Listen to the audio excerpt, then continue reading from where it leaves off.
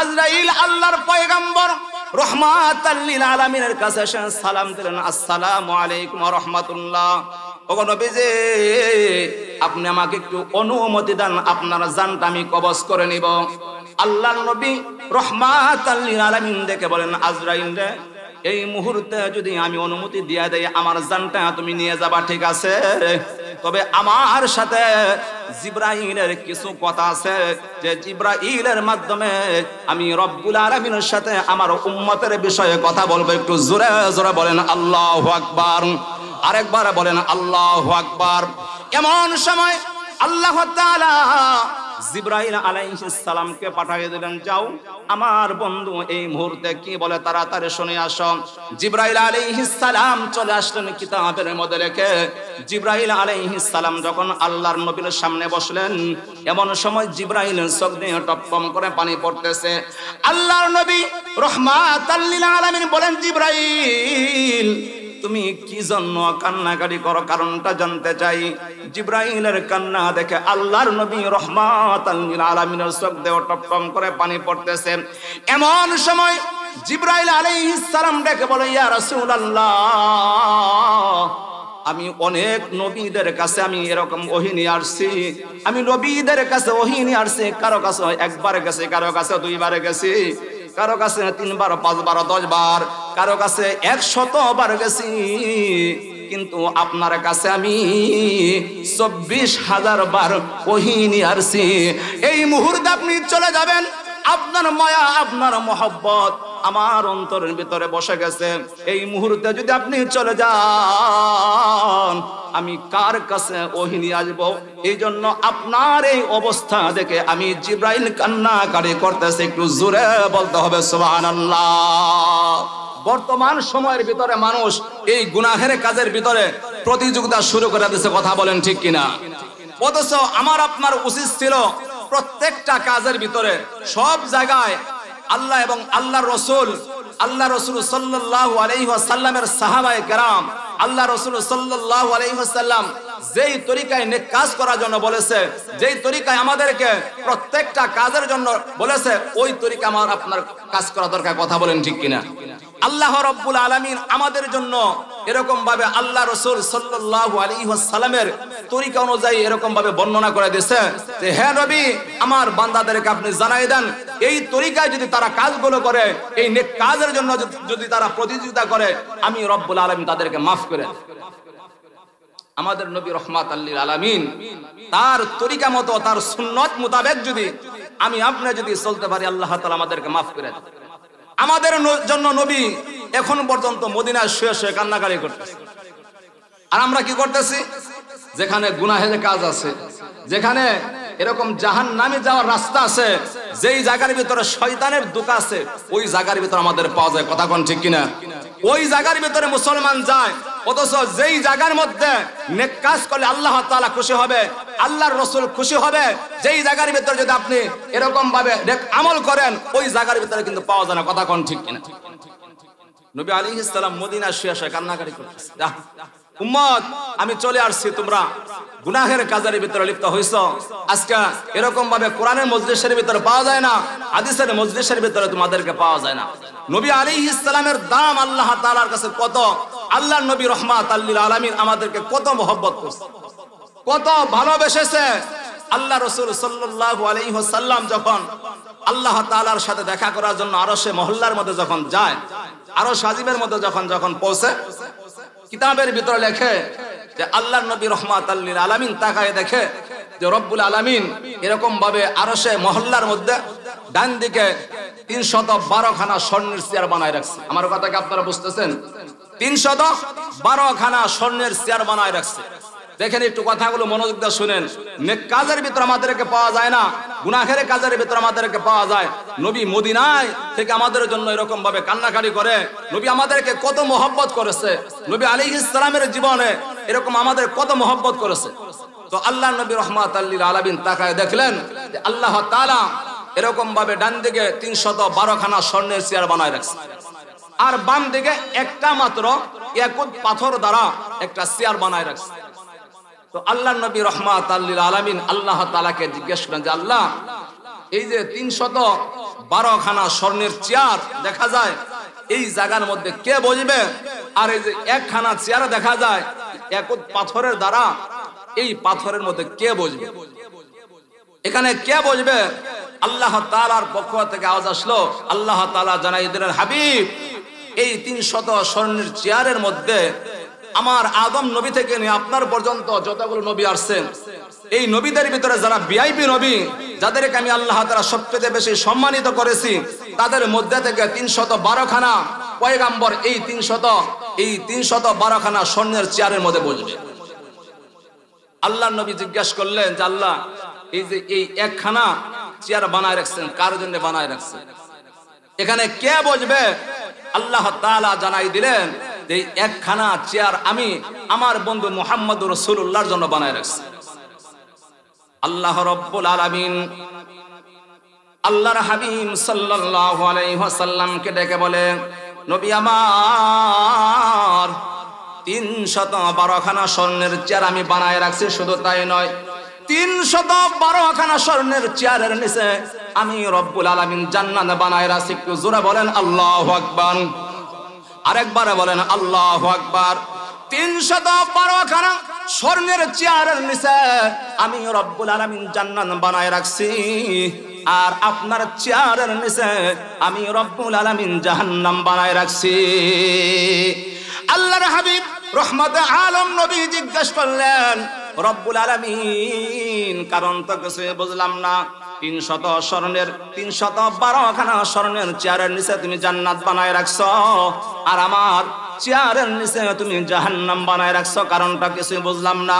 আল্লাহ রাব্বুল আলামিন জানাই দেয়, নবী আমার কি জন্য বানায় রাখছি তাহলে শুনেন। আপনার চেয়ারের নিচে আমি আল্লাহ তাআলা জাহান্নাম কেন বানায় রাখছি শুনেন। আপনার উম্মতেরা দুনিয়াতে আপনাকে না দেখে নেক কাজের মধ্যেও তারা অংশগ্রহণ করেছিল, বারবার তারা নেক কাজ করেছে।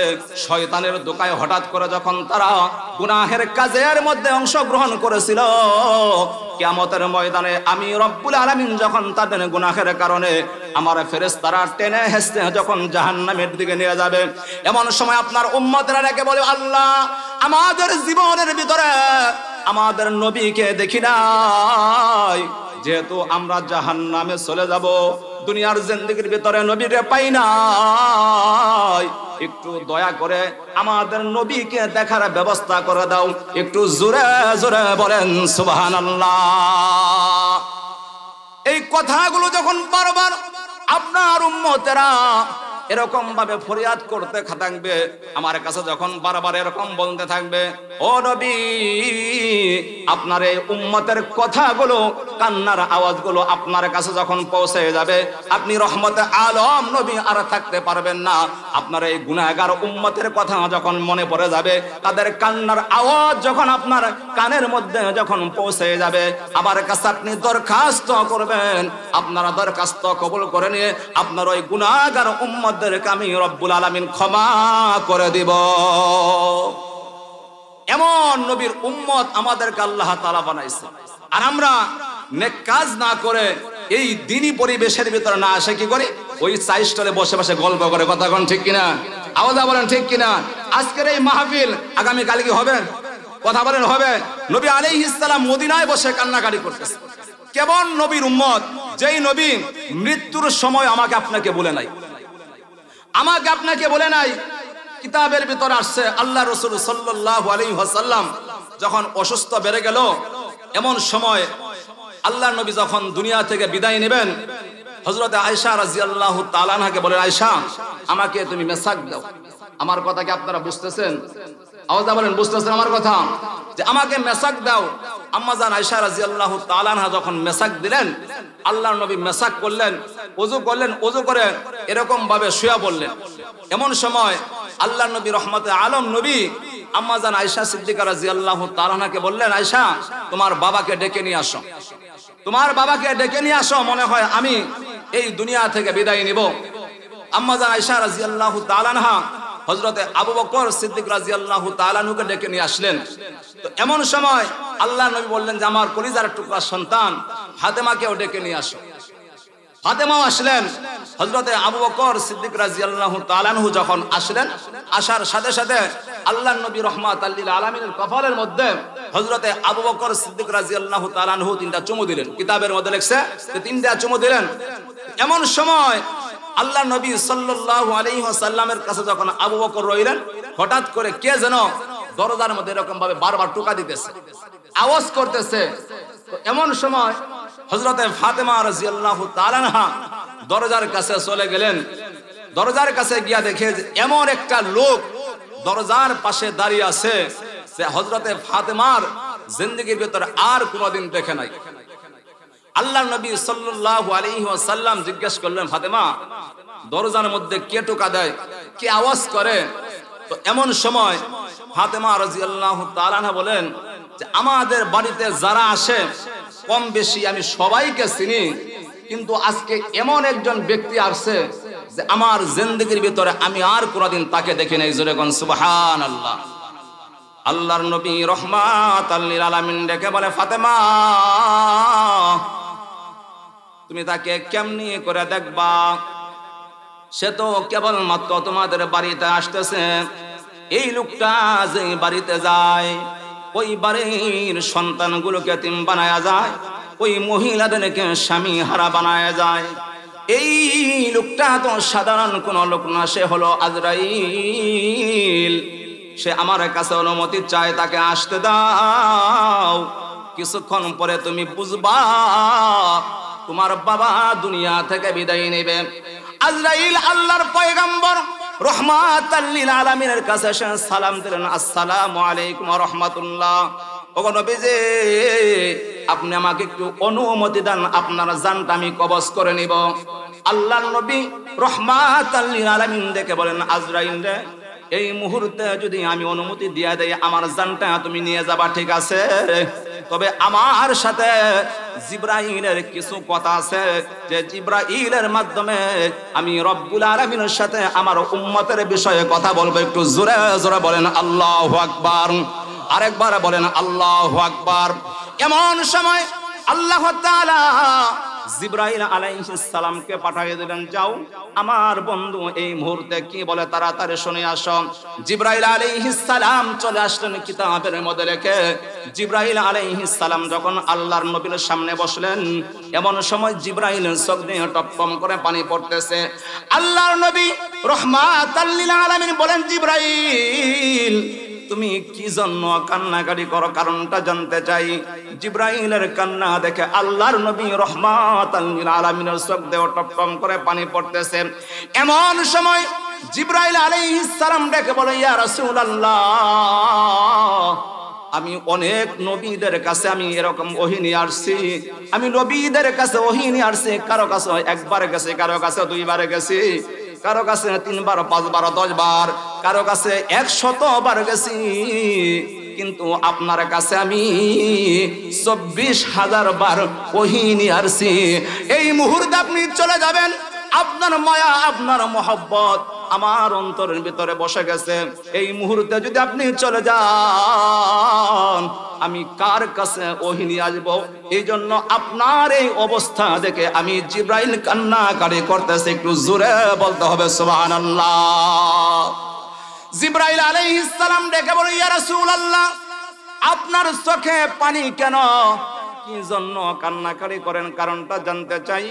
এই মুহূর্তে রব্বুল আলামিনের কাছে আপনি চলে যাবেন। ইয়া রাসূলুল্লাহ, আপনি কি জন্য কান্নাকাটি করেন, কারণটা জানতে চাই। আল্লাহর নবী রাহমাতাল লিল আলামিন দেখে বলেন, জিবরাইল, আমার উম্মতের উপায়টা হবে কি? আমি নবীজি এই মুহূর্তে দুনিয়া থেকে বিদায় নেব, কিন্তু আমি বিদায় নেওয়ার পর আমার গুনাহগার উম্মতের উপায়টা হবে কি? আমার উম্মতগুলো শয়তানের দুকায় পড়ে গুনাহের কাজ করবে, নাফরমানির কাজ করবে, কিন্তু আমি নবীজি দুনিয়া থেকে বিদায় নেওয়ার পর আমার এই গুনাহগার উম্মতের কি উপায় হবে? এই মুহূর্তে তাড়াতাড়ি আল্লাহ তাআলার কাছে জেনে আসবে। একটু জোরে জোরে বলেন আল্লাহু আকবার। আল্লাহ তাআলার কাছে হযরত জিবরাইল আলাইহিস সালাম চলে গেলেন। আল্লাহ পাক পরওয়ারদিগার আলম জানাই দেন, আমার বন্ধুকে গিয়ে বলো আমার বন্ধু যেন চিন্তা না করে আমার বন্ধুর উম্মত যদি এরকম শয়তানের দোকায় পরে গুনাহ করবে, আমি রব্বুল আলামিন জানায়া দিলাম আমার বন্ধুর খাতিরে ওই গুনাহগার উম্মতের অর্থাৎ আমার ওই গুনাহগার বান্দাদের জিম্মাদারি আমি আল্লাহ তাআলা নিয়ে নিলাম। একটু জোরে জোরে বলেন সুবহানাল্লাহ। এমন একটা নবীর উম্মত হয়েছে ভাই। তো যাই হোক, এই যে আল্লাহ তাআলা আমাদেরকে শেষ জামানার পয়গম্বর উম্মত বানাইছে, এই অবস্থায় যদি আমরা গুনাহের কাজ করে যদি অন্ধকার কবরের মধ্যে যাই, কবরকে আমাদের খাতির করবে? কথা বলেন, খাতির করবে? যে না, এরা মনে যা ইচ্ছে তাই করবে, যে মনে যা ইচ্ছে তাই করবে, এই অবস্থায় কি যদি আমরা কবরের মধ্যে যাই আমাদের কবরকে খাতির করবে? কবর খাতির করবে না ভাই। এই জন্য এই দুনিয়ার জিন্দেগির ভিতরে গুনাহের কাজ থেকে সব সময় বিরত থেকে আমাকে আপনাকে রব্বুল আলামিনকে খুশি করে কিছু আমলি জিন্দেগি নিয়ে ওই কবরে যেতে হবে। কথা বলেন ঠিক কিনা? একটু জোরে বলেন ঠিক কিনা? এই জন্য আমি আপনাদের সামনে কবরের ভিতরে কেমনি ভাবে শান্তি পাবেন, রব্বুল আলামিন যদি হাসরের ময়দানে সব মানুষদেরকে উদ্দেশ্য করে বলবেন, যদি আমাদেরকে আল্লাহ তাআলার উদ্দেশ্য করে বলবেন যে আমরা কেউ হিসাব দেখে জান্নাতে যেতে পারবো? কথা বলেন, হিসাব দিয়ে জান্নাতে যেতে পারবো? কেউ যেতে পারবো না। আল্লাহর নবী রহমাতুল আলম নবীকে সাহাবায়ে কেরাম জিজ্ঞাসা করলেন যে আপনাকে হিসাব দিতে হবে? নবীজি বললেন যে হ্যাঁ, আমাকে হিসাব দিতে হবে। এই জন্য দেখেন কিয়ামতের ময়দানে, হাসরের ময়দানে আল্লাহ তাআলা একটা উসিলা খুঁজবে যে আমার বান্দা তার জিন্দেগির ভিতরে কোন আমলটা করেছে, এই আমল আল্লাহ তাআলা মাফ করে দিবেন। তো এই জন্য কবরের জগতে আমি আপনি কিভাবে শান্তির ভিতরে থাকবো, এই জন্য পবিত্র কুরআনুল কারীম থেকে 112 নাম্বার সূরা, কয় নাম্বার সূরা? আওয়াজটা বলতে হবে, কয় নাম্বার? কুরআনুল কারীমের মধ্যে থেকে 112 নাম্বার সূরা, ছোট্ট একটা সূরা, সূরা ইখলাস আমি আপনাদের সামনে তেলাওয়াত করেছি। কেন? এই সূরাটা আমাদের অনেকেরই মুখস্থ আছে না? কথা বলেন, মুখস্থ আছে কিনা? অনেকেরই মুখস্থ আছে, কিন্তু আমরা এর ফজিলত কি, এর ফায়দাটা কি, এর উপর আমল করলে কি লাভটা হবে আমরা অনেকেই জানি না। অথচ আমি আপনি অনেক সময় নষ্ট করি, মসজিদের মধ্যে আগে গিয়া বসে থাকে, চা স্টলে সারাদিন কি করছে, মসজিদে গিয়াও বলে, বাজারের মধ্যে কি করছে, মসজিদের মধ্যে গিয়াও বলে, অথচ এই সূরা ইখলাস পাঠ করলে কি লাভ হবে এটা আমাদের অনেকেরই জানা নেই। কথা বলেন ঠিক কিনা? এই আজকের এই মাহফিল থেকে আমি আপনি জানবো, আমল করব, কিয়ামতের ময়দানে কবরের জগৎ সহ আল্লাহ তাআলা আমাদেরকে মাফ করে দিবেন। কোন সূরা পাঠ করছি ভাই? আওয়াজ বলেন। সূরার নাম কি? সূরা ইখলাস, ছোট্ট একটা সূরা। এই সূরার ভিতরে 4টি আয়াত আছে। কয়টি আয়াত? আওয়াজ বলেন, কয়টি আয়াত? এই সূরা ইখলাসের ভিতরে 4টি আয়াত, 15টি বাক্য এবং 47টি হরফ আছে। কথা আমি বুঝাইতে পারলাম? 15টি, 4টি আয়াত, 15টি শব্দ বা বাক্য আর 47টি হরফ এই সূরা ইখলাসের ভিতরে আছে। আল্লাহ তাআলা একেবারে সূরা ফাতিহা থেকে সূরা নাস পর্যন্ত, ইখলাস সূরা ব্যতীত যতগুলো সূরা আল্লাহ তাআলা নাযিল করেছে, সব সূরার ভিতরে আয়াতের দিকে লক্ষ্য করে, শব্দের মধ্যে লক্ষ্য করে আল্লাহ তাআলা সূরার নাম রাখছে। কিন্তু সূরা ইখলাস এমন একটা সূরা, এই 4 আয়াতের ভিতরে ইখলাস নামক একটা শব্দও নাই। কথা বলেন ঠিক কিনা? এই 4টা যে আয়াত আছে, এই আয়াতের মধ্যে যে ইখলাস নামক একটা শব্দ বাক্য তাও নাই। তারপরে আল্লাহ তাআলা এই সূরার নাম ইখলাস কেন রাখলেন? মুফাসসিরিন কেরাম লিখেছেন যে এই 4 আয়াতের ভিতরে আল্লাহ তাআলার বরত্বের কথা, তাওহীদের কথা, এক আল্লাহ তাআলার ইবাদত করতে হবে, রব্বুল আলামিনের গোলামি করতে হবে। এইজন্য আল্লাহ তাআলা এই সূরার নাম রেখেছে সূরা ইখলাস। জোরে বলেন সুবহানাল্লাহ। কথা বুঝাইতে পারলাম ভাই? এখন এই সূরা আল্লাহ তাআলা কেন নাযিল করলেন, প্রেক্ষাপট কি, শানে নুজুল কি, ভালো করে শুনেন। যে আল্লাহর নবী রাহমাতাল লিল আলামিন যখন এরকম আরবের ভিতরে যখন দাওয়াত দিচ্ছিলেন, ইসলামের যখন দাওয়াত দিচ্ছিলেন, এমন অবস্থার ভিতরে তো কাফেররা আল্লাহর নবীকে জিজ্ঞাসা করে যে আমরা 360 খোদার ইবাদত করি, তাই শান্তি পাই না, আর তুমি এক আল্লাহর ইবাদত করার জন্য বলো, এক আল্লাহর গোলামি করার জন্য বলো, ওই 360 খোদার ইবাদত করেই আমাদের ঘরের ভিতরে শান্তি নাই, আমাদের পরিবারের ভিতরে শান্তি নাই। আর এক খোদার ইবাদত করলে কি লাভ হবে?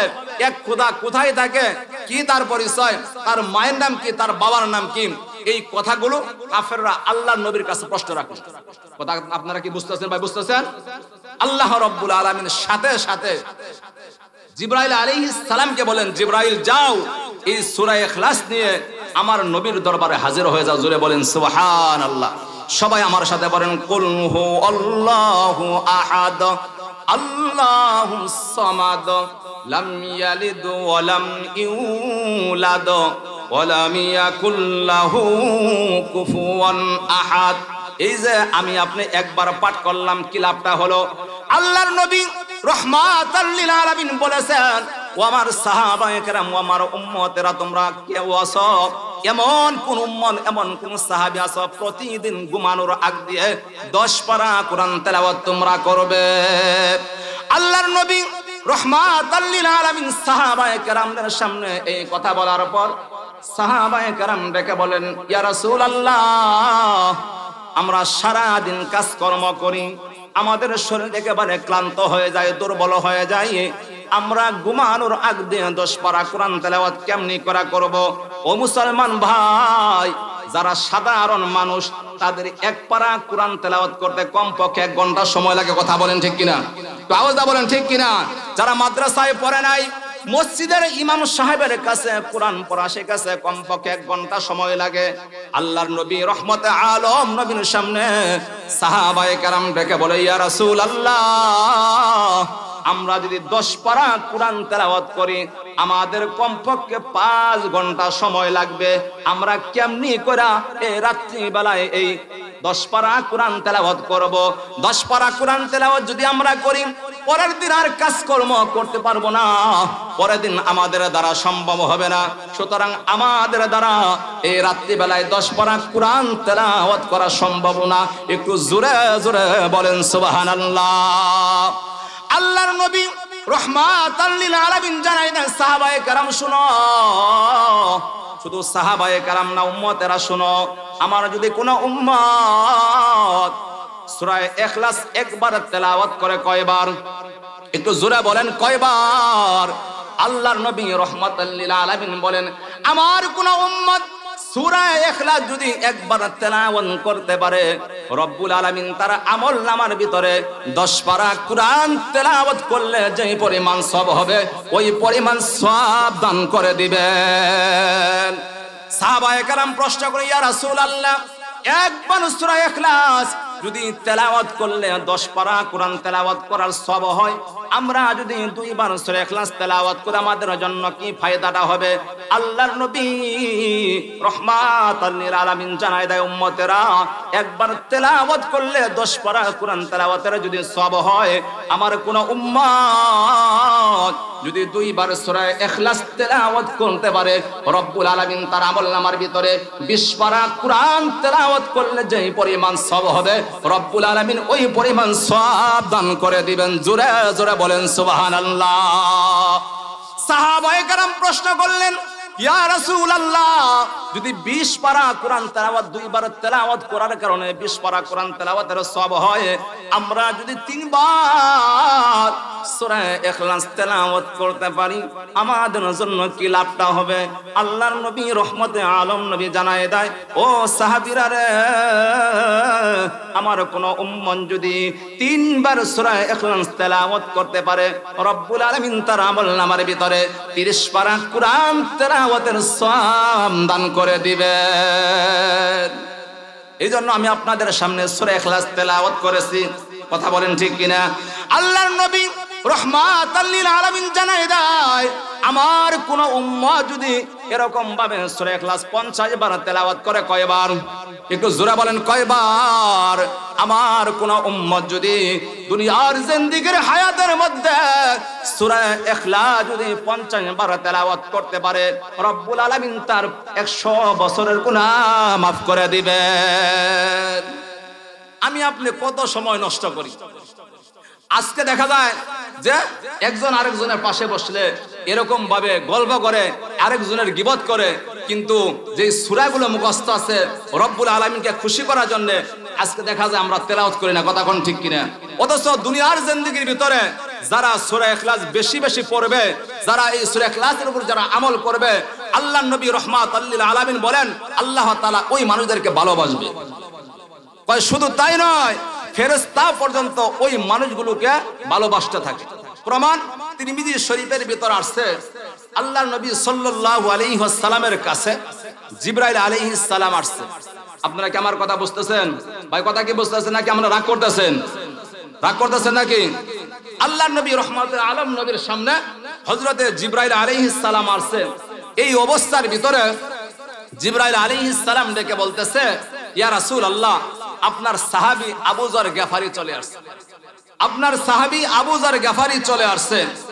তো আল্লাহর নবী সাল্লাল্লাহু আলাইহি ওয়াসাল্লামকে একবার নয় কয়েকবার জিবরাইল আলাইহিস সালাম এই কথাটা বললেন। তো এই অবস্থার মধ্যে আল্লাহর নবী জিজ্ঞেস করলেন যে, হে জিবরাইল, তুমি আমার কাছে আসো, আমার কাছে বসো, আমার কাছে ওহী নিয়ে আসো, তুমি আমাকে চিনো, কিন্তু জিবরাইল তুমি এই আমার সাহাবী আবু যর গিফারির কাছে ওহী নিয়ে যাও না, তার সাথে কথা বলো না, তুমি কেমনে করে তাকে চিনো? তাকে কেমনি করে তুমি চিনো একটু তোমার কাছ থেকে শুনি। জিবরাইল আলাইহিস সালাম বললেন, ইয়া রাসূলুল্লাহ, শুধু আমি না, আকাশের যেই পরিমাণ ফেরেশতা আছে, আসমানের ফেরেশতারা যেই পরিমাণ আপনার সাহাবী আবু যর গিফারিকে চিনে, দুনিয়ার মানুষও ওই পরিমাণ চিনে না। জোরে বলেন সুবহানাল্লাহ। আল্লাহর নবী রাহমাতুল লিল আলামিন জিজ্ঞেস করলেন যে, আমার সাহাবী আবু যর গিফারিকে তুমি কেমনি করে চিনো? কেমনি করে চিনো? আসমানের ফেরেশতারা কেমনি করে চিনে, তার কারণটা বলো তো। তো জিবরাইল আলাইহিস সালাম বললেন যে দুইটা কারণে চিনে। কয়টা কারণে? আওয়াজা বলেন, কয়টা কারণে? কই দুইটা কারণে আপনার সাহাবী আবু যর গিফারিকে আসমানের ফেরেশতারা সবচেয়ে বেশি চিনে। জিবরাইল আলাইহিস সালামকে আল্লাহর নবী জিজ্ঞেস করলেন, জিবরাইল, ওই দুইটা কারণ আমি জানতে চাই, যেই দুই কারণে আমার সাহাবী আবু যর গিফারিকে চিনে। আল্লাহর নবী সাল্লাল্লাহু আলাইহি ওয়াসাল্লামের সামনে জিবরাইল আলাইহিস সালাম ডেকে বলেন, এক নাম্বার কারণটা হলো আপনার সাহাবী আবু যর গিফারি যখন দুনিয়ার জমিনে চলাফেরা করে সব সময় নিজেকে ছোট মনে করে, এইজন্য রব্বুল আলামিন তাকে এত ভালোবাসে। আমাদেরকেও ভালোবাসার জন্য বলে যে একটু জোরে জোরে বলেন মারহাবা। আর আমাদের অবস্থাটা কি? যদি আমরা নামাজ পড়ি, অনেক সময় দেখা যায় হায়রে বাপ, হায়রে বাপ, আমি 5 ওয়াক্ত নামাজ পড়ি, এরকম কেউ যদি হজ করে আসে, অনেক সময় বর্তমান দেখা যায় এই যে আমরা যখন মাহফিল করার জন্য যখন যাই, অনেক সময় হয়তো ভুলের কারণে আলহাজ লেখা হয় না বা হাজি লেখা হয় না। হায়রে বাপ, আমার নামের শুরুতে হাজি নাই কেন? আমার নামের শুরুতে আলহাজ কেন লেখলা না? এরকম অনেক সময় বাপ দেখায়। এরকম আছে না আপনাদের এলাকায়? কথা বলেন, আছে কিনা? অনেক সময় এরকম ভাবে বাপ দেখায়, এরকম বারবার বাপ দেখায় থাকে। এই যে একটা নিজেকে বড় মনে করে, নিজেকে সব সময় বড় মনে করে, যারা নিজেকে সব সময় বড় মনে করে, আল্লাহর নবী সাল্লাল্লাহু আলাইহি সাল্লাম বলেন, যারা নিজেকে সব সময় বড় মনে করে, যারা নিজেকে এরকম ভাবে তাকাব্বুরি মনে করে, যাদের অন্তরের ভিতরে তাকাব্বুরি আছে, বড়ত্বের ভাব আছে, এই মানুষগুলো আল্লাহ তাআলা জান্নাতে যাবে না। জোরে বলেন নাউজুবিল্লাহ। তো আল্লাহর নবী সাল্লাল্লাহু আলাইহি ওয়াসাল্লামের সামনে জিবরাইল আলাইহিস সালাম বলতেছেন যে, ইয়া রাসূলুল্লাহ, আপনার সাহাবী আবু যর গিফারি সব সময় নিজেকে ছোট মনে করে, এই যে তার একটা গুণ।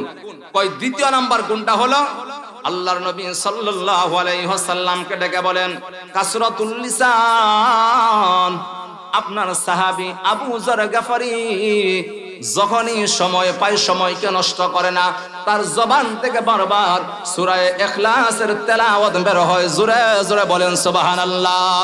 জিবরাইল আলাইহিস সালাম ডেকে বলেন, ইয়া রাসূলুল্লাহ, ইয়া হাবিবাল্লাহ, আপনার সাহাবী আবু যর গিফারি দুনিয়ার জিন্দেগির ভিতরে বেশি বেশি সূরা ইখলাস তেলাওয়াত করে। সূরা ইখলাসের উপর আমল করার কারণে রব্বুল আলামিন এত খুশি হয়েছে, রব্বুল আলামিন আমাদেরকেও তাকে ভালোবাসার জন্য বলেছেন। এজন্য দেখেন ভাই, যদি আমি আপনি সূরা ইখলাস বেশি বেশি পাঠ করতে পারি, কিয়ামতের ময়দানে আল্লাহ তাআলা কি এর মাফ করবে না? কথা বলে মাফ করবে কিনা? যদি মহব্বত থাকে, যদি আল্লাহ তাআলার কোরআনের প্রতি ভালোবাসা থাকে, কোরআনকে যদি আপনি মহব্বত করে সূরা ইখলাসের উপর যদি আমল করতে পারেন, কবরের জগতে যাওয়ার সাথে সাথে আল্লাহ তাআলা মাফ করে দেবেন। আপনাদের কি বিশ্বাস হয়? বিশ্বাস হয় কি ভাই? কথায় কথা আসে। দেখেন, আমি আপনি যদি কোরআনকে মহব্বত করে, কোরআনকে ভালোবেসে, কোরআনের ভালোবাসা যদি আমাদের দিলের ভিতরে থাকে, আল্লাহ তাআলা কত ভালোবাসে, কত মহব্বত করবেন। সূরা ইখলাসকে ভালোবেসে যদি একবারও পাঠ করি কি লাভ? সর্বশেষ আরেকটা কথা বলি, আল্লাহর নবী সাল্লাল্লাহু আলাইহি ওয়াসাল্লাম বলেন, আমার কোন উম্মত যদি সূরা ইখলাস একবার পাঠ করে, কয়বার ভাই? একটু জোরে বলতে হবে, কয়বার? আমার কোন উম্মত যদি সূরা ইখলাস একবার পাঠ করে, তাহলে উম্মতেরা তোমরা শোনো, আদম নবী থেকে নিয়ে যতগুলো মানুষ দুনিয়াতে এসেছিল, বর্তমান যারা আছে, কিয়ামত পর্যন্ত যারা আসবে, সবগুলো মানুষকে যদি 10 দিয়ে গুণ করা হয়, কয় দিয়ে? জোরে বলেন, কয় দিয়ে? 10 দিয়ে যদি গুণ করা হয়, যেই পরিমাণ মানুষ হবে, আমার কোন উম্মত যদি সূরা ইখলাস একবার পাঠ করে, আল্লাহ রাব্বুল আলামিন তার আমলনামার ভিতর ওই পরিমাণ নেকি দান করে দিবেন। এই যে আমি আপনি কোরআনকে মহব্বত করে ভালোবেসে এই সূরা ইখলাসের উপর যদি আমল করি, কবরের জগতে যদি যাই, আল্লাহ তাআলা আমাদেরকে maaf করে দেবে। একটু জোরে বলেন সুবহানাল্লাহ। জিকির করি লা ইলাহা ইল্লাল্লাহ, লা ইলাহা, ইয়া হাম সব মুসাফির হায়, वही आखिर ठिकाना, कोई आगे रवाना है, कोई पीछे रवाना। ला इलाहा, जोरे ला इलाहा, ला इलाहा इल्लल्लाहु मुहम्मदुर रसूलुल्लाह। সকলে পড়ি সাল্লাল্লাহু আলাইহি ওয়াসাল্লাম। বিশেষ করে গেটের মধ্যে যে সমস্ত বাইরে আছেন, এখানে কেউ কথা বলবেন না।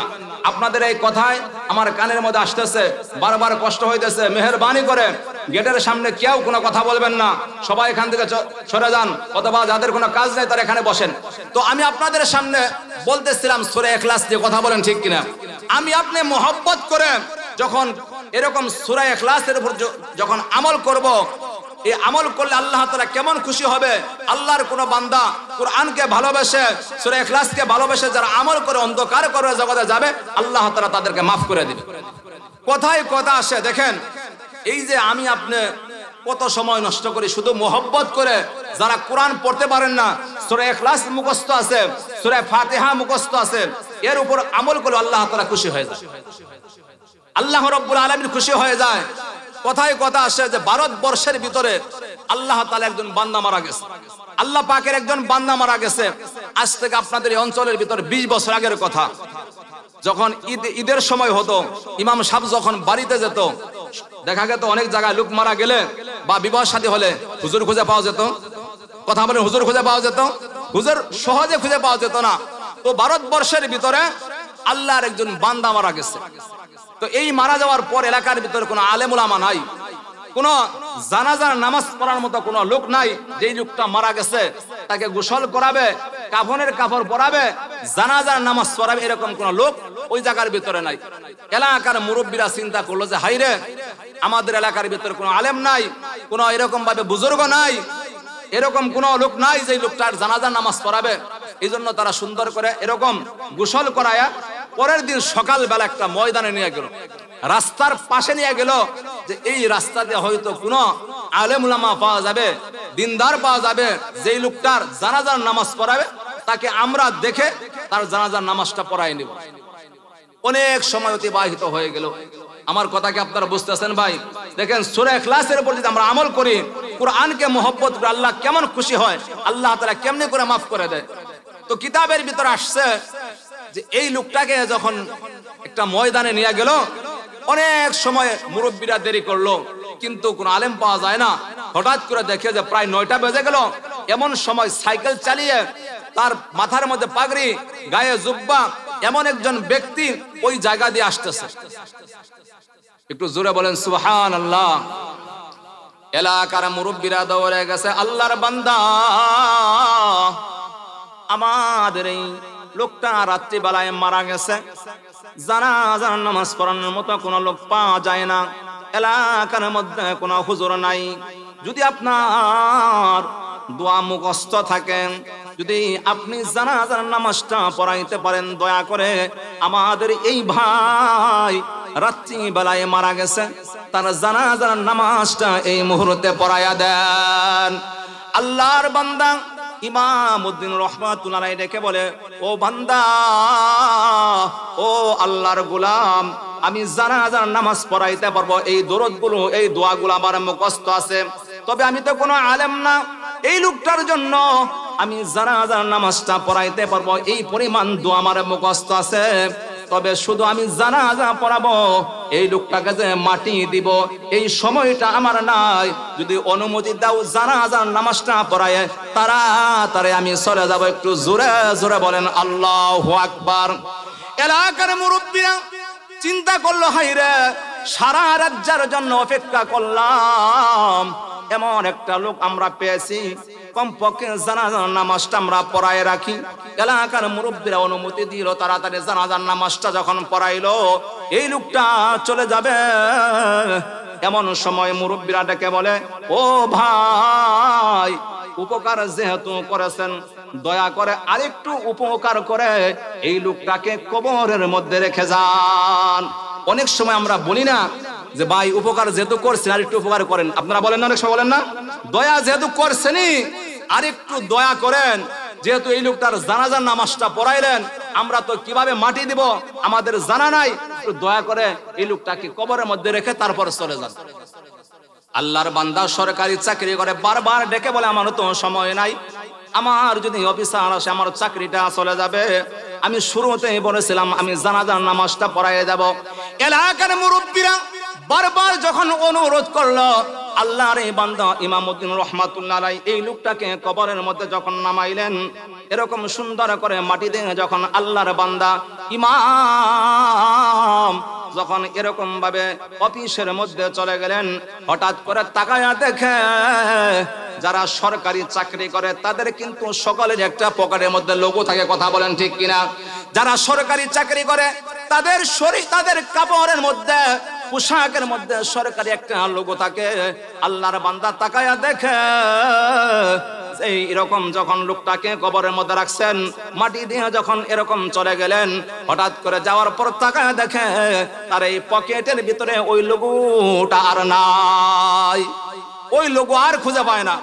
আল্লাহর বান্দা ইমামউদ্দিন রহমাতুল্লাহ আলাইহি চিন্তায় পড়ে গেল, হাইরে আমার এই লোগোটা কোন জায়গার মধ্যে পড়ে গেল, এই অবস্থার মধ্যে যদি আমার অফিসার চলে আসে আমার চাকরি থাকবে না। আল্লাহর বান্দা ইমামউদ্দিন রহমাতুল্লাহ আলাইহি বারবার এই ফিকির করতে লাগলো, আমি কি বাড়িতে রেখে আসছি না আমি রাস্তার মধ্যে ফেলে আসছি, এরকম চিন্তা করতে করতে এক পর্যায়ে তার অন্তরের ভিতরে এরকম উদয় হয়ে গেল, না না, আমি বাড়িতেও রেখে আসি নাই, রাস্তায় ফেলে আসি নাই। যখন আল্লাহর এই বান্দাকে বিসমিল্লাহি ওয়া আলা মিল্লাতি রাসূলিল্লাহ বলে যখন আমি কবরের মধ্যে রাখলাম, মনে হয় আমার পকেট থেকে আমার ওই লোগোটা ওই জায়গার মধ্যে পড়ে গেছে। আর দেরি করে নাই, আর দেরি করে নাই, মুহূর্তের ভেতরে সাইকেল নিয়ে আল্লাহর বান্দা ওই এলাকার মধ্যে হাজির হয়ে গেছে। একটু জোরে বলেন আল্লাহু আকবার, আরেকবার বলেন আল্লাহু আকবার। আল্লাহর বান্দা ইমামউদ্দিন রহমাতুল্লাহ আলাইহি এবার ওই জায়গার মধ্যে সে দেখে এখন পর্যন্ত সব মানুষগুলো বাড়িতে যায় নাই, একজন দুইজন করে বসে বসে গল্প করতেছে। আল্লাহর বান্দা রেখে বলে, ভাইজান আমি একটা মুসিবতের মধ্যে পড়ে গেছি। কয় কি মুসিবত? কই তোমাদের এলাকার এই লোকটাকে কবরের মধ্যে যখন আমি রেখেছি, আমার পকেটের মধ্যে একটা সরকারি লোগো ছিল, আমি চাকরি করি তার একটা লোগো আছে, চিহ্ন আছে, এই লোকটাকে কবরের মধ্যে রাখার সময় মনে হয় পড়ে গেছে, দয়া করে অনুমতি দাও, আমি আস্তে আস্তে মাটিগুলো সরাইয়া আমি ওই লোকটার কাছ থেকে কবর থেকে আমার এই লোগোটা খুঁজে বের করবো। একটু চিল্লায় বলেন মারহাবা। এলাকার লোকজন হতভম্ব হয়ে গেল, আশ্চর্য হয়ে গেল। মুহূর্তের ভিতর এলাকায় সংবাদটা পৌঁছে গেল, আল্লাহর বান্দার কবরটা আবার খনন করা হবে। আর দেরি করে নাই, মুহূর্তের ভিতরে এলাকার মানুষ যেখানে ছিল সবাই চলে আসছে কবরস্থানে। এবার আস্তে আস্তে আল্লাহর বান্দা ইমামউদ্দিন রহমাতুল্লাহ আলাইহি যখন আস্তে আস্তে যখন মাটিগুলো সরায় কিতাবের মধ্যে লেখে যে জায়গার মধ্যে আল্লাহর বান্দাকে রাখা হয়েছে, আল্লাহ তাআলার কি কুদরত, মাটি সরানোর সাথে সাথে রব্বুল আলামিন তার কবরটা পূর্ণিমা চাঁদের মতো আলো বানাই দিয়েছে। একটু জোরে জোরে বলেন সুবহানাল্লাহ। আল্লাহর বান্দা যিনি সরকারি চাকরি করেন, লোগো খোঁজার জন্য বারবার মাটি সরাইতেছে, না ওই হঠাৎ করে এই লোগোর কথা মনে নাই, হঠাৎ করে ভুলে গেছে, চিন্তায় পড়ে গেলেন, হাইরে কিছুক্ষণ আগে এই লোকটাকে কবরের মধ্যে রাখলাম, আমি নিজ হাতে বিসমিল্লাহি ওয়া আলা মিল্লাতি রাসূলিল্লাহ পরে আমি তাকে কবরের মধ্যে রাখলাম, আমার নিজের হাতে মাটি দিলাম, বেশি সময় হয় নাই। রব্বুল আলামিনের কি কুদরত, রব্বুল আলামিন তার কবরটা জান্নাতের বাগিচা বানাই দিয়েছে। এলাকার লোকজনকে জিজ্ঞেস করে, ভাই এই লোকটা সম্পর্কে আমি জানতে চাই, তার জিন্দেগির ভিতরে কি কি আমল ছিল যে আমলের কারণে রব্বুল আলামিন কবরটাকে জান্নাতের বাগিচা বানিয়ে দিয়েছেন। কথা আপনারা বুঝতেছেন ভাই, বুঝতেছেন? এলাকার লোকজন ডেকে বলে, ভাই যেই লোকটাকে কবরের মধ্যে রাখছি, লোকটার লেখা পড়া জানে না, কোরআন পড়া জানে না, শুধু 5 ওয়াক্ত নামাজ আদায় করতে দেখেছি। কয়েক নামাজ, একটু জোরে বলতে হবেন, কয়েক নামাজ।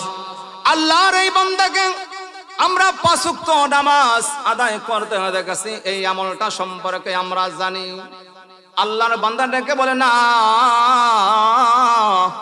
শুধু 5 ওয়াক্ত নামাজ পড়েছে এই আমলই তার ছিল না, আরো কোনো গোপন আমল আছে। এবার সন্তানকে জিজ্ঞেস করে বলেছে, সন্তান বলো তোমার বাবার জিন্দেগির ভিতরে কি আমলটা ছিল যে আমলের কারণে আল্লাহ তাআলা মাফ করে দিয়েছে।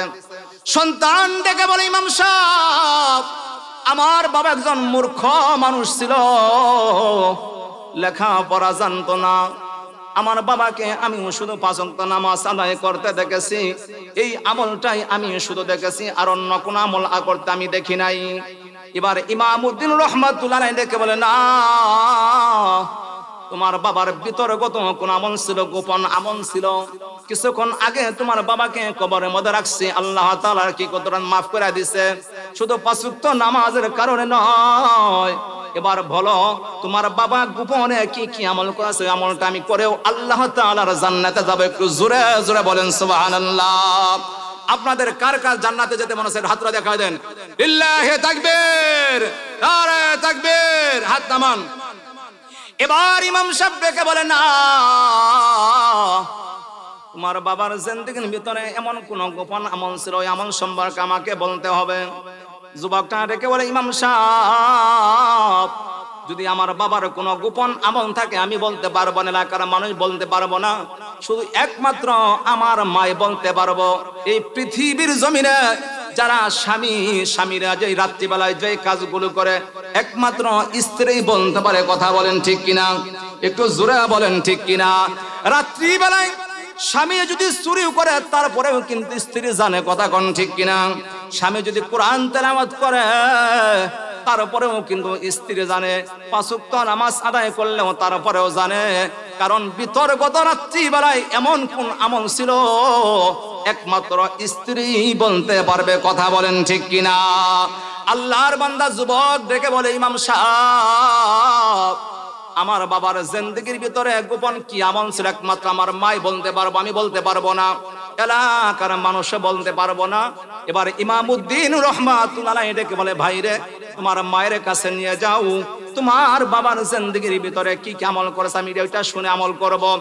আর দেরি করে নাই, মুহূর্তের ভিতরে এই যুবক ইমামউদ্দিন রহমাতুল্লাহ আলাইহিকে তার মায়ের কাছে নিয়ে গেছে। জিজ্ঞেস করে, মা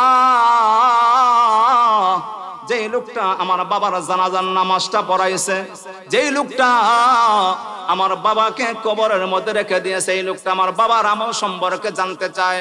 ও মুসলমান ভাই রে, যে লোকটাকে কিছুক্ষণ আগে কবরের মধ্যে রাখছে আল্লাহ তাআলা মাফ করে দিয়েছে, ওই আমলটা আপনারা জানতে চান কিনা? একটু জোরে বলেন, জানতে চান কিনা? এবার ইমাম উদ্দিন রহমাতুল্লাহ আলাইহি জিজ্ঞেস করে, তোমার স্বামী কি কি আমল করেছে তাড়াতাড়ি বলো। বার মহিলা ডেকে বলে, ইমাম সাহেব, আমার স্বামী একজন মূর্খ মানুষ ছিল। আমার স্বামী কোরআন পড়তে পারে নাই, লেখাপড়া জানে নাই, কিন্তু আমার স্বামীকে দেখেছি প্রতিদিন মাগরিবের নামাজ আদায় করে। কোন নামাজ? একটু জোরে বলতে হবে, কোন নামাজ? আমার স্বামীকে প্রতিদিন মাগরিবের নামাজ আদায় করার পর যখন আমি দেখতাম আমার ঘরের মধ্যে তাড়াতাড়ি চলে আসতো। আমার ঘরের মধ্যে যে জায়গার মধ্যে কোরআন আছে ওই জায়গার মধ্যে কোরআনগুলো বের করে করে আমার স্বামী বারবার এই কোরআনুল কারীমের এরকম ভাবে পৃষ্ঠাগুলো উল্টাইতো, বারবার পৃষ্ঠাগুলো উল্টে চোখের পানি ছেড়ে দিত আর বুকের মধ্যে লাগাইতো আর বলতো, হাযা কালামুল্লাহ, হাযা কালামুল্লাহ। শুধু তাই নয়, আমার স্বামীর জবানের ভিতরে আমি বারবার তাকায় দেখেছি যে সূরাগুলো মুখস্থ ছিল। ও মুসলমান ভাইরা, যে সূরাগুলো মুখস্থ আছে, সূরা ইখলাস, সূরা ফাতিহা যদি মুখস্থ থাকে, সূরা ইখলাস মুখস্থ থাকে, আপনি নিয়মিত পড়বেন, রব্বুল আলামিন খুশি। একটু জোরে বলে মাফ করবে কিনা? তাম পৃথিবীর জমিনে যারা কোরআনকে যারা মহব্বত করে, যারা কোরআনকে ভালোবাসে, রব্বুল আলামিন তাদের মর্যাদা বাড়ায়। একটু চিল্লায় বলেন আল্লাহু আকবার। যারা কোরআন পড়তে জানে না কিন্তু কোরআনকে ভালোবাসে, কোরআনের মজলিস যে জায়গার মধ্যে হয় ওই জায়গার মধ্যে যায়, মাদ্রাসার ছাত্র যারা কোরআন তেলাওয়াত করে, যারা মাদ্রাসায় পড়ে, এদের সাথে এরকম চলাফেরা করে, এদেরকে ভালোবাসে, এদেরকে মহব্বত করে, কিয়ামতের ময়দানে এই কোরআনের সাথে এরকম ভাবে সম্পর্ক থাকার কারণে আল্লাহ তাআলা কিয়ামতের ময়দানে মাফ করে দিবে। জোরে জোরে বলেন সুবহানাল্লাহ। শুধু কিয়ামতের ময়দানে না, যদি আপনি কোরআনকে ভালোবাসেন, কোরআনকে মহব্বত করেন একেবারে দিল থেকে, আল্লাহ তাআলা আপনার মর্যাদা বাড়াই দিবে। এখন বলতে পারেন, হুজুর এটা কেমনি কথা? আল্লাহ কেমনি করে বাড়াই দেবে? একটু শুনি। আপনাদের যাদের ঘরের মধ্যে এই যে জানালার মধ্যে অনেকের পর্দা থাকে না, কথা বলেন থাকে কিনা? আসলে তো পর্দা থাকার কথা হলো আমাদের মা বোনদের, কথা কোন ঠিক কিনা? আজকে পর্দা কোথায় গেছে? জানালার মধ্যে পর্দা গেছে, পর্দা গেছে দরজার মধ্যে, কথা কোন ঠিক কিনা? যেই জায়গায় পর্দা থাকার কথা ওই জায়গায় পর্দা আছে? আপনারা কি রাগ করতেছেন নাকি? যে জায়গায় পর্দা থাকার কথা ওই জায়গার মধ্যে পর্দা নাই, পর্দা গিয়ে জানালার কাছে গেছে, কথা কোন ঠিক কিনা? পর্দা গেছে দরজার মধ্যে, পর্দা গেছে টেলিভিশনের উপরে, কথা বলেন ঠিক কিনা? আমরা যখন আমাদেরকে যখন এরকম ভাবে দোয়ার জন্য কারো বাড়িতে যেতে হয়, অনেক সময় সুন্দর একটা কাপড় দিয়া দেখা গেল যে বিভিন্ন ঘরের ভিতরে যা কিছু আছে ডাইকা রাখে। অনেক সময় আমরা জিজ্ঞেস করি, এই যে একটা আপনার একটা বড় জিনিস ডাইকা রাখছেন, এর মধ্যে কি? কয় হুজুর এটার মধ্যে এই পর্দার ভিতরে টেলিভিশন। পর্দার ভিতরে কি? পর্দার ভিতরে কি ভাই? টেলিভিশন। টেলিভিশন পর্দাতে ডাইকা রাখছে। আসলে কি টেলিভিশন পর্দা ডাইকা রাখার জিনিস? কথা বলেন জিনিস কি? পর্দা রাখতে হবে আমাদের মা বোনদের, কথা বলেন ঠিক কিনা? মা বোনদের পর্দায় রাখতে হবে, তাদের পর্দায় থাকতে হবে। মা বোনদেরকে পর্দায় না রাখা এরকম ভাবে রাস্তায় ছেড়ে দিয়া টেলিভিশন পর্দায় রাখে এরকম মুসলমান আছে না নাই? জোরে বলেন আছে না নাই? মা বোনদের পর্দায় না রাখে এরকম জানালার মধ্যে পর্দা দেয়, এরকম ভাবে দরজার মধ্যে পর্দা দেয়, এরকম মুসলমান আছে না নাই? ও মুসলমান ভাই, এই যে জানালার মধ্যে থেকে যখন পর্দাটা যখন পড়ে যায়, এরকম দরজার কাছ থেকে যখন হঠাৎ করে যখন এরকম ভাবে এই পর্দাটা যখন হাত থেকে পড়ে যায়, কাপড় পড়ে যায়, তাম পৃথিবীর জমিনে যে কোনো মুসলমান হোক, কাফের হোক, বেঈমান হোক, যার সামনে পড়ে গেল ওই কাপড়কে কেউ চুমু খায়? ওই কাপড়কে কেউ কি চুমু খায়?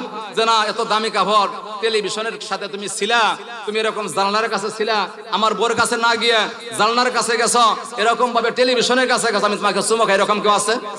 কথা বলেন আছে? কেন নাই? আসলে এটা ওই জানালার কাছে ছিল, এরকম টেলিভিশনের কাছে ছিল, দরজার কাছে ছিল। কিন্তু আজ থেকে 20 বছর আগে, 15 বছর আগে মা মারা গেছে, বাবা মারা গেছে, এই যে জানাজার নামাজ পড়ার জন্য কাফনের কাপড় যে কিনে নিয়ে আসছে, অনেক সময় মুরব্বীরা, মসজিদের ইমাম সাহেব যখন কাফনের কাপড় যখন এরকম বেশি হয়ে যাইতো, ওই কাফনের কাপড় দিয়ে টুপি বানাইতো না? কথা বলেন বানাইতো কিনা? আজ থেকে 15-20 বছর আগের কথা, কথা বলেন ঠিক কিনা? আবার কেউ কেউ কিছু কাপড় বেশি হলে ওই কাপড় দিয়ে কুরআনুল কারীমের জালট বানাইতো। কথা বলেন ঠিক কিনা? কি কথা কি আমি মিথ্যা বলতেছি ভাই? মিথ্যা বলতেছি? এই কুরআনুল কারীমের সাথে এই কম দামের কাপড় সুন্দর করে লাগায় রাখতো। ও মুসলমান বন্ধুরা আমার, যেই জানালার সাথে যেই দামি কাপড়টা লেগে আছে, দরজার মধ্যে যেই দামি কাপড়টা লেগে আছে, ওই যে টেলিভিশনের মধ্যে যেই দামি কাপড়টা, যেই পর্দাটা লেগে আছে, তাম পৃথিবীর কোন মুসলমানের পায়ে যদি লেগে যায় কেউ চুমো খায় না।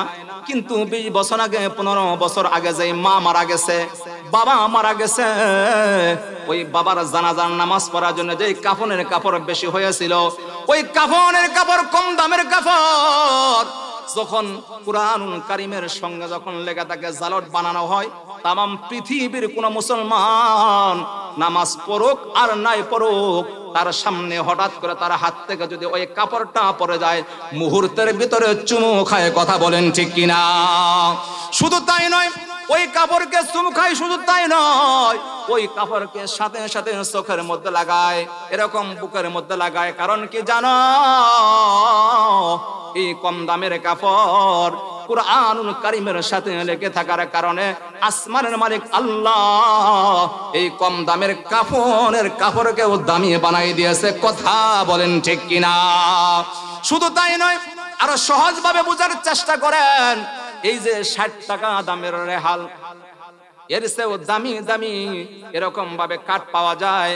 দামি দামি কাঠের সাথে আমাদের পা লেগে যায়, আমাদের হাত থেকে পড়ে যায়। তাম পৃথিবীর জমিনে কেউ ওই কাঠকে চুমু খায় না, এরকম ভাবে কেউ সম্মান করে না। কিন্তু 60 টাকা দামের রেহাল, যার মধ্যে আমরা কোরআন রেখে পড়ি, হঠাৎ করে যদি ওই রেহালটা পড়ে যায়, তাম পৃথিবীর ভিতরে যে কোনো মুসলমানের সামনে পড়ে, সাথে সাথে সম্মান করে। কথা বলেন ঠিক কিনা? ও মুসলমান ভাইরা, এই রেহাল আর কম দামের কাপড় কুরআনের সাথে লেগে থাকার কারণে রব্বুল আলামিন যদি দাম বাড়াইতে পারে, যাদের কারণে আল্লাহ তাআলা সমস্ত মাখলুকাত সৃষ্টি করলেন, যে মানুষের উপর আল্লাহ তাআলা কোরআন কারীম নাযিল করলেন, রহমতে আলম নবীর কাছে আল্লাহ তাআলা যেই কোরআন নাযিল করলেন, এই কোরআনের সাথে যদি আমি আপনি লেগে থাকি, রব্বুল আলামিন কিন্তু আমাদের মর্তবা বাড়াই দিবে। কথা বলেন ঠিক কিনা? এজন্য কোরআনকে ভালো বাজবেন তো ইনশাআল্লাহ? কথা বলেন, বাজবেন তো? লা ইলাহা ইল্লাল্লাহ, লা ইলাহা, লা ইলাহা ইল্লাল্লাহু মুহাম্মাদুর রাসূলুল্লাহ। সকলে বলি সাল্লাল্লাহু আলাইহি ওয়াসাল্লাম। এজন্য আজকে আমি আপনাদের সামনে ভাই, এজন্য সূরা ইখলাস কুরআনুল কারীমের 112 নম্বর সূরা তেলাওয়াত করছি। কেন? আজকের এই মাহফিলে শুধু ওয়াজ শুনলাম, ওয়াজ বাড়িতে নিয়ে গেলাম না, তাহলে কি চলবে? কথা বলেন, চলবে কি? আজ থেকে আমাদের আমল করতে হবে, যে এই মাহফিলের মধ্যে থেকে এই সূরা ইখলাসের উপর যদি আমরা একটা আমল করতে পারি, কিয়ামতের ময়দানে আজকের এই মাহফিল সার্থক হয়ে যাবে। কথা বলেন ঠিক কিনা?